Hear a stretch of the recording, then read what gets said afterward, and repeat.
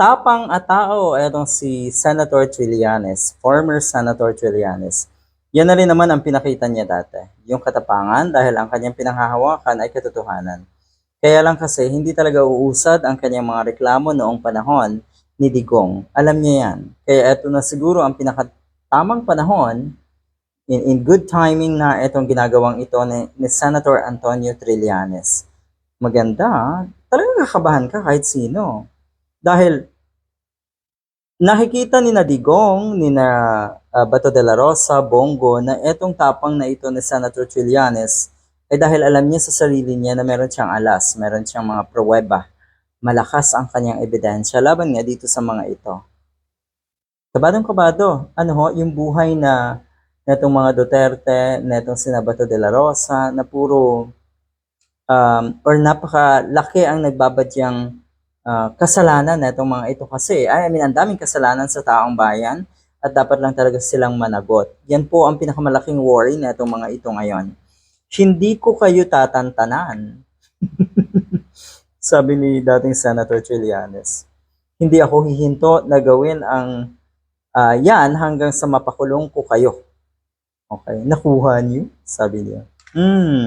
Hindi ko kayo tatantanan. Hindi ako hihinto nga daw, sabi ni Senator Trillanes. At ito na nga ang tamang chance. Ay paano kung suportahan pa? Paano kung lalong dumami ang taga-suporta na si Trillanes sa kanyang gustong gawin? Dahil ulitin ko ha, ito naman hindi lang kay Trillanes kagustuhan eh. Gusto ng taong bayan, matutuwa ang ating mga kababayan kung managot sa batas. Kung managot sa mga Filipinas, etong mga ito, si Digong, si Bato at si Bongo. At ang iba pa syempre, na akusado ng maraming katiwalian, maraming kabulastugan. Ipinahayag ni dating Senator Antonio Trillanes noong Biyernes, Agosto 9 na hindi nito kakayaning or hahayaang makalusot sa investigasyon ng International Criminal Court sina dating Pangulong Rodrigo Duterte at De La Rosa. Hindi hahayaan. Yun lang, medyo disappointed ang maraming kababayan natin dahil minsan, alam niyo naman kung ano yung mga pahayag noong mga nakaraang araw na ito si Senator Trillanes na kung nga ay July ay maaaresto na itong mga ito. Pero Agosto na ngayon, wala pa rin nangyayari. Pero umasa tayo na nauusa din itong kasong ito na itong mga ito.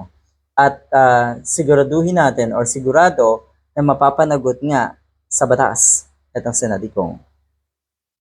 At bukod dyan, syempre, bukod sa kaso sa ICC, naandyan din po yung mga kasong inihain nga ni Senator Trillanes. Ayon pa kay De La Rosa, nakipagpulong daw itong si Senator Trillanes at De Leon sa mga opisyal ng pulis sa presensya ni House Speaker Ferdinand Romualdez Marcos or Ferdinand Martin Romualdez at ako Bicol Party List. Naghahanap kasi ng testigo. At sa tingin ko ay hindi naman mahihirapan itong sa Senator Trillanes, lalo na sa pagkakataong ito na makahanap ng mga solidong testigo laban nga dito kay Duterte at kay Bato de la Rosa kung ang pag-uusapan ay ang kaso nga nila sa ICC. Yon, matakot na po kayo Mr. Bato de la Rosa at syempre etong si Digong. Alam natin kung ano yung pangamba netong mga ito. Dahil alam din nila sa sarili nila yung kanilang pagkakasala. Alam na alam nila yan. So kung sila man ay nagpapaawa, kung sila man ay tumatanggi sa mga akusasyon na yan, ibig sabihin, sarili nila ang niloloko nila. Mas masaklap yon. Mas masaklap na niloloko natin ang mga sarili natin. Di bali nang manloko siguro ng ibang tao, ng kapwa, pero yung sarili mo mismo ang lulukohin mo, ibang usapan na yun. Good luck.